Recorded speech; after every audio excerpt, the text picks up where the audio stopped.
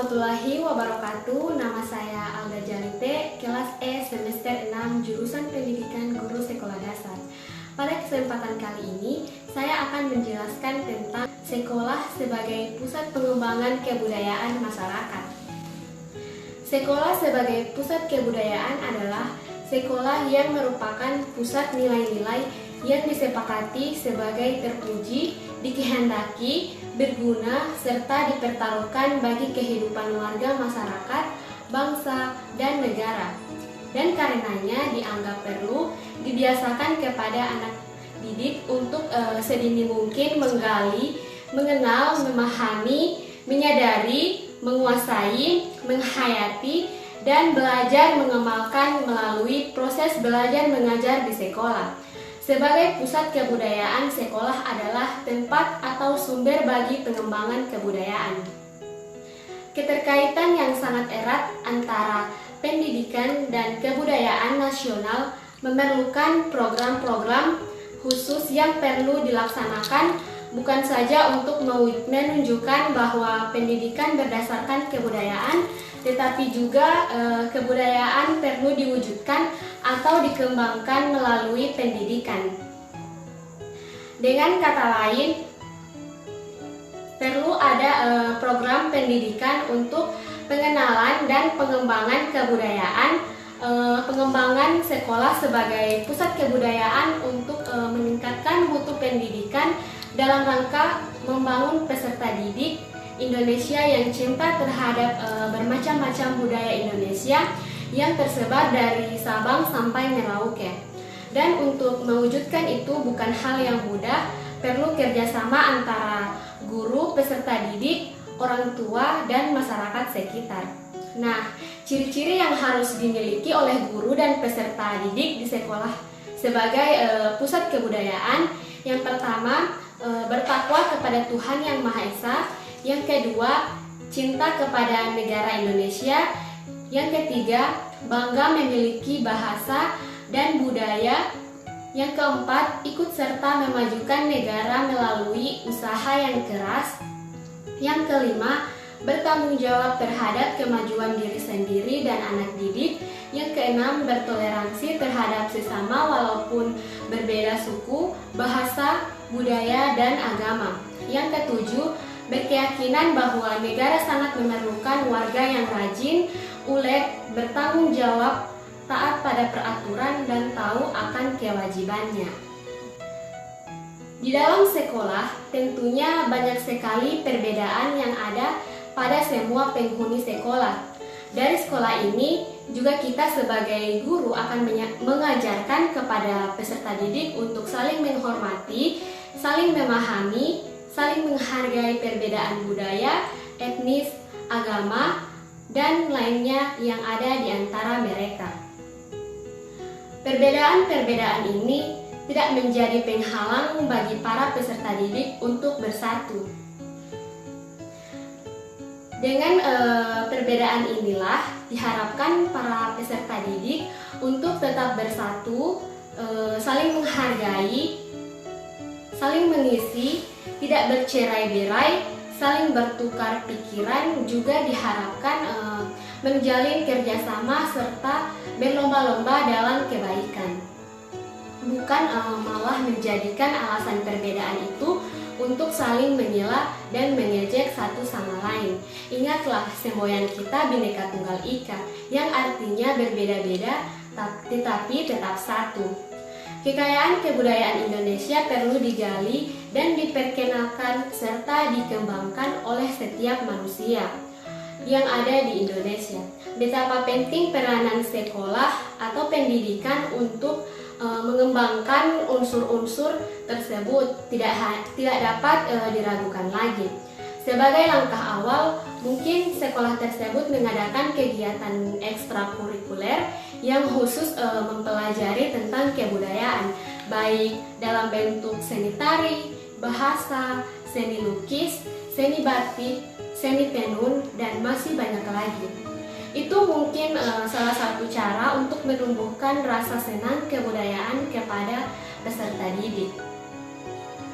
Sekolah dikatakan sebagai pusat kebudayaan karena Di sekolah kita belajar tentang kebudayaan, baik sekolah formal maupun non-formal.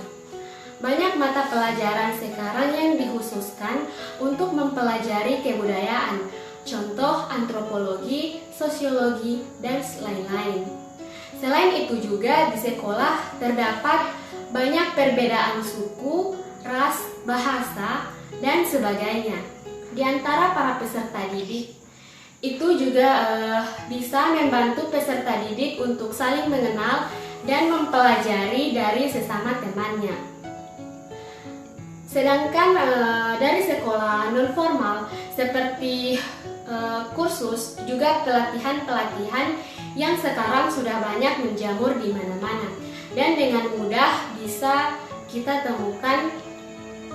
Museum juga secara tidak langsung sudah membantu menjadi sekolah non-formal untuk memperkenalkan barang-barang peninggalan sejarah dan budaya pada zaman dahulu.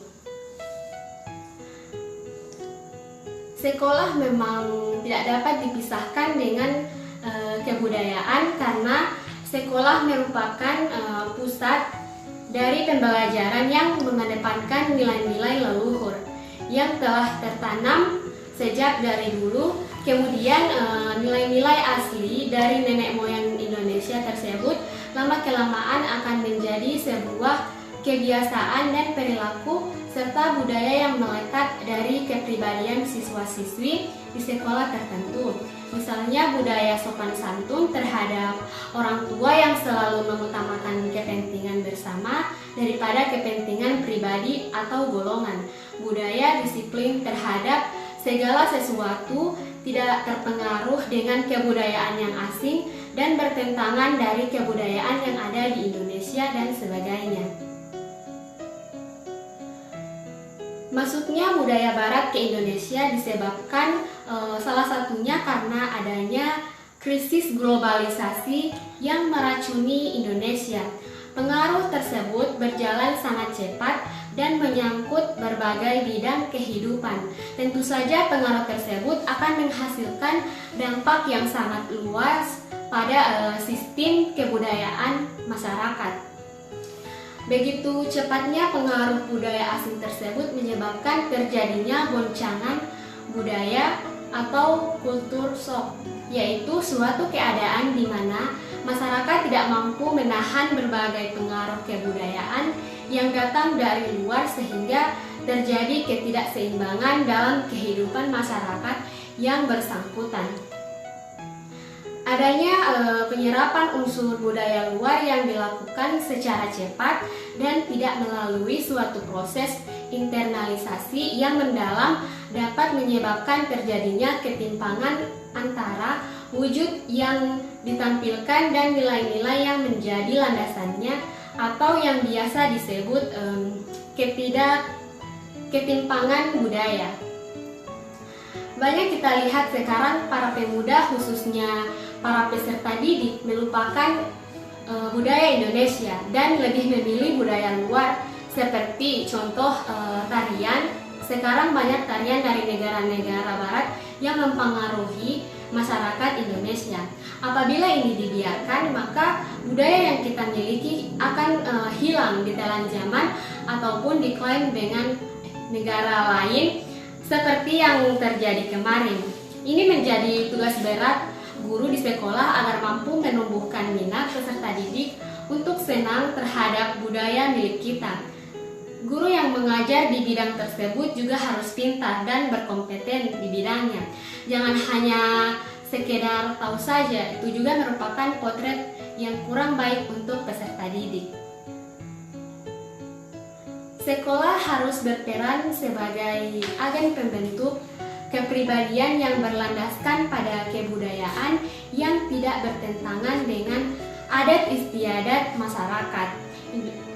Sehingga ketika setelah siswa tersebut lulus dari sekolah, mereka akan dapat mengimplementasikan nilai kebudayaan itu yang telah diajarkan selama masa pendidikan mereka di sekolah, dan tidak mudah terpengaruh oleh budaya negatif dari luar.